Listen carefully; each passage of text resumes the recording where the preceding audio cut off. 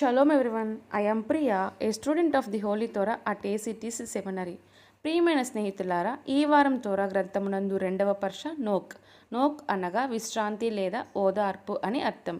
ఇది సెఫర్ తోరాలో రెండవ పర్ష మరియు సెఫర్ బెరషీత్ లేదా ఆది కాండంలో రెండవ పర్ష.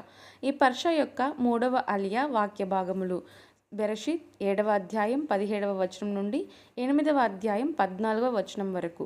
ఈ మూడవ అలియాలో జలప్రలయ నీళ్లు 40 రోజుల పాటు పెళ్ళుబికి భూమిని ముంచెత్తి ఓడ వెలుపల ఉన్న సమస్త జీవాన్ని నాశనం చేస్తాయి.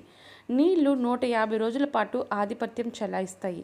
కానీ ఎలోహిం నోక్ మరియు జంతువులను జ్ఞాపకం చేసుకుని నీళ్లను తగ్గించడానికి గాలిని పంపిస్తారు. నోక్ భూమి ఆరినది లేదా అని తెలుసుకోవడానికి మొదట కాకిని, ఆ తర్వాత పావురాన్ని పంపిస్తారు.